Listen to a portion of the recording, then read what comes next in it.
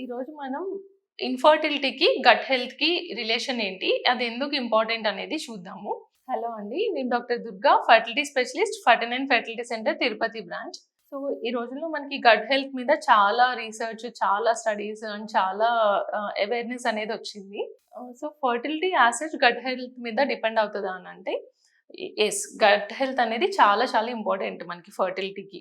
ఎందుకంటే మనకి గట్‌లో కొన్ని బాక్టీరియా, గుడ్ బాక్టీరియా అనేది ఉంటదనమాట. సో, ఈ గుడ్ బాక్టీరియా వల్ల మనకి బాడీలో వచ్చేసి హార్మోనల్ బ్యాలెన్స్ కానీ, న్యూట్రియంట్ అబ్జార్ప్షన్ అనేది ఈ గట్ హెల్త్ మీద చాలా వరకు డిపెండ్ అయ్యి ఉంటుంది.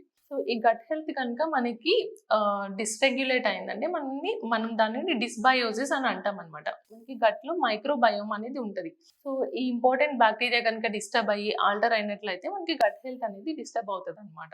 సో, దీనివల్ల మనకి బాడీలో ఈస్ట్రోజన్ అబ్జార్ప్షన్ ఎఫెక్ట్ అవుతది. సో, దీనివల్ల మనకి ఓవులేషన్ ఎఫెక్ట్ అవ్వడము, which in turn leads to ovulation సరిగ్గా అవ్వట్లేదు అనంటే మనకి పీరియడ్స్ ఇర్రెగ్యులర్‌గా రావడము, ఇన్‌ఫర్టిలిటీ ఇష్యూస్ రావడము అనేది జరుగుతది. అండ్ ఈ గట్ హెల్త్ డిస్టర్బ్ అవ్వడం వల్ల ఏంటంటే, మన బాడీలో ఆండ్రోజన్స్ అనేవి గూడా పెరిగి మనకి పీసీఓడీ అట్లాంటి ప్రాబ్లమ్స్ రావడము, కొంతమందికి గట్ హెల్త్ డిస్టర్బ్ అవ్వడం వల్ల మనకి డయాబెటిస్ ఇన్సిడెన్స్ ఎక్కువ ఉండడం కానీ, సో, ఇలాంటివన్నీ మనం చూస్తూ ఉంటాము. అంటే గట్ హెల్త్ డిస్టర్బ్ అయితే ఏంటంటే, మనకి ఫర్టిలిటీ హెల్త్‌కి ఇంపార్టెంట్ అయిన న్యూట్రియంట్స్ ఉంటాయన్నమాట. చాలా వైటమిన్స్ ఏంటంటే, మనకి ఫర్టిలిటీకి very important. Especially vitamin D ఇలాంటివి.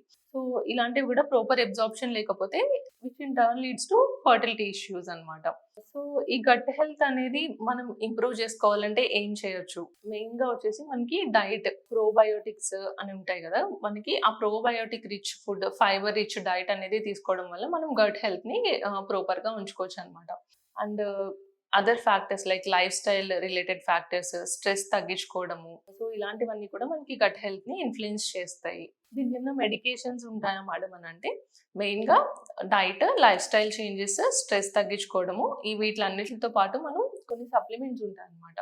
ప్రీబయోటిక్స్ అండ్ ప్రోబయోటిక్స్ అంటాము. సో, ప్రోబయోటిక్స్ అంటే ఏంటంటే, మన హెల్తీ గట్ బాక్టీరియాని మనం సప్లిమెంట్ చేస్తామన్నమాట టాబ్లెట్స్ రూపంలో. అండ్ ప్రీబయోటిక్స్ అంటే ఏంటంటే, మన డైట్‌లోని ఈ ప్లాంట్ బేస్డ్ ప్రొడక్ట్స్ ఎక్కువ ఇంక్లూడ్ చేసుకోవడము, యోగర్ట్, సో, ఇలాంటి వాటిలో మనకి ఈ హెల్తీ బాక్టీరియా అనేది ఎక్కువ ఉంటుందన్నమాట. లాక్టోబాసిల్లస్ అనేది. సో, అన్నిటిని మనం ప్రీబయోటిక్స్ అంటాం. సో, ఈ ప్రోబయోటిక్, ప్రీబయోటిక్స్ అనేవి మన దాంట్లో ఇంక్లూడ్ చేసుకోవడం ద్వారా కూడా మనం గట్ హెల్త్ అనేది ఇంప్రూవ్ చేయొచ్చు.